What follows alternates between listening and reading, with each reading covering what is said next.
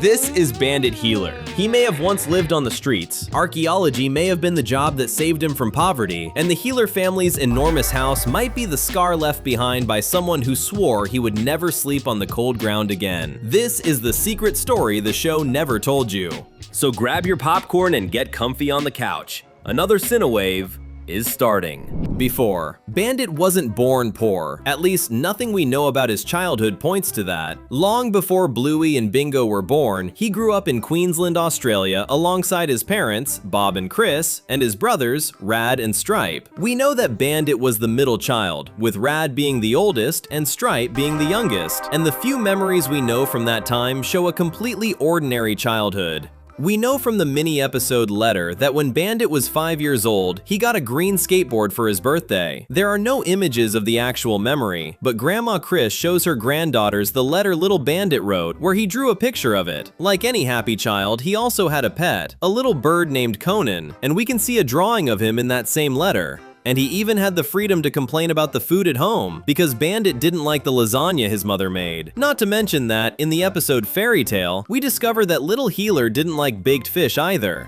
It may seem like a small detail, but a child who was worried about escaping his mother's cooking didn't seem like someone who was struggling to find his next meal. And he also went to school. Childhood. When he was 6 years old, Bandit also attended school. This was when his former friend, Bucky Dunstan, made a mean joke about the car he had drawn. You can see this scene in the Season 3 episode Dragon. In other words, he had a home, went to school, received presents, and held on to very specific memories of his family. That doesn't mean they were rich, but it destroys the possibility that they were extremely poor, right? If the scene we showed you of him living on the street represents part of Bandit's story, then this is exactly where his life becomes a mystery. The show introduces us to a boy with a skateboard, and then jumps forward to an educated, married adult who is the father of 2 daughters and successful at his job. But they never show us what happened in between. They never explain how he left his parents' house or how he paid for his education. What Bandit had to face to build the life he has today remains a mystery. Maybe that is because this part of his story was too difficult to deal with, a time when Bandit lost everything. Young adult. Bandit left home, his money ran out, and before he realized it, he no longer had anywhere to sleep. In the episode Fairy Tale, we see a beach house where his family spends their vacation. It may not have been the place where they normally lived, but it shows that it was a small house. However, that was in the past. By the time Bandit became an adult, everything could have changed. This part of his life has never been shown to fans in the series, but there is an enormous gap between the boy protected by his parents and the famous archaeologist we know today. Maybe that gap hides the worst period of Mr. Healer's life. Bandit may have left Queensland while he was still young, believing that he was ready to live on his own. After growing up surrounded by his brothers, he was probably tired of being known as nothing more than the middle child. He wanted to build something that belonged to him. At first, maybe everything seemed simple. A cheap room, a few temporary jobs, enough money to eat and keep searching for a better opportunity. But all it took was one thing going wrong. Maybe Bandit lost his job. Maybe the money he had saved for his education ran out. Or maybe the project he was waiting to start was canceled. We don't really know, but what matters is that his downfall didn't happen all at once. First, he fell behind on his rent. Then he started skipping meals, until the day came when he began gnawing on bones just to survive. We see something similar during the lecture he gives at the university, when he gnaws on an ancient bone. Maybe it reminded him of that difficult time in his life. But Bandit still had a family. Bob, Chris, Rad, and Stripe probably would have opened their doors to him, but going back to his family would mean admitting that he had failed. And Bandit was proud. He even talks about it in the episode Fairy Tale when he used to mess with his brothers. He may have planned to sleep on the street for only 1 night, but 1 night became 2 and then 3 until he had nowhere else to go. That may be how Bandit ended up in the scene we showed you at the beginning of the video, with no money, no home, and no future. But it was during the saddest moment of his life that Mr. Healer found something that would change everything. On a nearby street, he discovered that some workers needed help with an excavation. Would you like to work in the mud with Bandit? Comment the hashtag Bandit so we can get to know you. Archaeology. We know that at some point in his life, Bandit found himself working at an excavation site, but not as an archaeologist yet.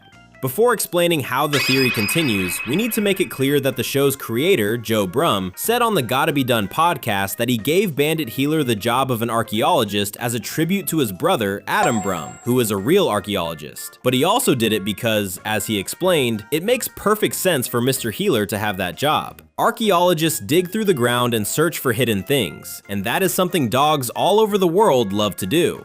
In other words, it is a very clever joke. Now, returning to our theory, Bandit must have had a very difficult start to his adult life for one simple reason. Finding a place in the field of archaeology isn't very easy. That is why it makes sense to say that he went through some serious struggles in the beginning. One morning, while he was still living on the street, Bandit may have seen an ad looking for temporary workers to help on a piece of land that needed to be excavated. It probably didn't require any experience. After all, what dog doesn't know how to dig, right? During his first few days, he probably did the jobs that nobody else wanted, and that is important because Bandit is now one of the best, and the people who are willing to do the hardest work are the ones who always manage to stay employed. He carried rocks, boxes, and heavy wheelbarrows filled with dirt until something happened. He found an object buried underground. It could have been an unimportant ancient artifact, but even so, he tried to pull it out of the ground. In our theory, Bandit's supervisor probably stopped him because the young man needed to be careful when handling that object. Young Bandit may have believed that the digging was being done for a construction project, but it wasn't. He was actually working at an archaeological excavation filled with ancient bones. Let's go back to the mini-episode Archaeology. Bandit was the one who discovered the bone belonging to the ancestor of all dogs, and that may have been the major discovery from his past, since the episode never says whether he found it recently or not. Of course, it is only a theory, but it actually makes sense. And you can be sure that Bandit did everything he could to become one of the best at what he was doing. Being the best is something Bandit has always had the ambition to achieve. We're going to tell you a little more about that by showing you some evidence.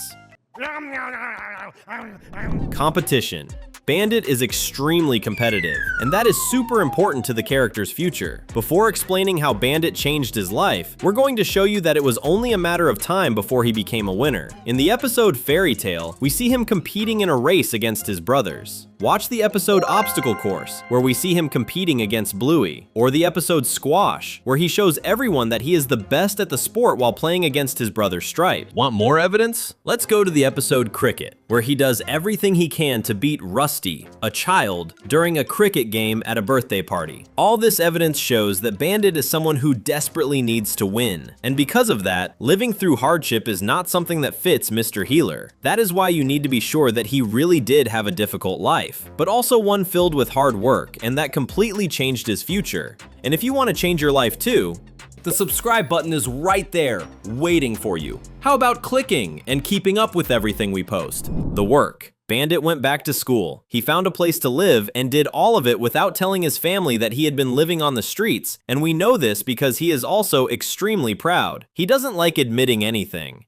We see this side of him in the episode Family Meeting, where he does everything he can to deny that he was the one who let out a stinky fart right in Bluey's face. But even with that flaw, Bandit has never been afraid of hard work. We see this in the episode Curry Quest, where the following scene appears. Look at how covered in mud he is. In this image, we can see him on a video call with his family, showing that he works extremely hard and that the job can involve plenty of dirt and exhaustion. But because he is far too proud, he probably hid from his family that he was doing this kind of work in the beginning. Of course, as we already explained, and as you can research for yourself, archaeology is a difficult career to break into. Maybe one of the professionals working at Bandit's first excavation sites noticed that he was someone who truly enjoyed working there and wanted to become the best. Our theory is that this person was Marcus, Honey's father, since he was the one who introduced Bandit at the university event as Dr. Bandit Healer. It is very possible that the two of them were, or still are, professional colleagues. Every paycheck Bandit received was divided between rent, food, paying off debts, and of course, studying archaeology. It is also possible that his friendship with Marcus helped Bandit study in England. Marcus is English, and London was where Mr. Healer met Chili. We discover this in the episode The Show, when Chili reveals that their first meeting happened in Queen Elizabeth's homeland. Bandit's life was getting better, and when he returned to Australia, he needed a better house where he could live and start a family with Chili. He chose a house large enough to prove that he would never have to sleep on the street again, the house. The healer's enormous house does not represent wealth. It represents fear. Bandit's fear of losing everything again. Let's remember that in the episode The Sign, he almost sold that house, saying it was to give his daughters a better future, even though it wasn't really necessary. In other words, he wanted more, even though he already had plenty. Look at how the rug in the living room is shaped like a kiwi, or how the bedroom rug looks like a watermelon, images of food, as if to make sure they would never run out. Or look at the episode Monkey Jocks, where we see just how many toys his daughters own. That house gives his daughters a huge space where they can play and grow up, and there is an even stronger clue at the end of season 3, when he changes his mind about selling it, even though he could have made more money, because he may have remembered how difficult it was to build that life. The scene where he rips the sign out of the ground proves just how much Bandit loves that house, and maybe he only understands its importance because, for a period of time, he had nowhere at all to call home. And yes, that is why the huge house does not contradict our theory, it only makes it stronger. Bandit would not have built such a secure life if he didn't know what happens when that security is gone. Because someone who has already lost almost everything learns to turn anything into a reason to keep going. And our journey through these secrets will keep going too. The fun doesn't stop here. There are 2 amazing videos waiting for you on the screen. Thanks for watching, and see you next time.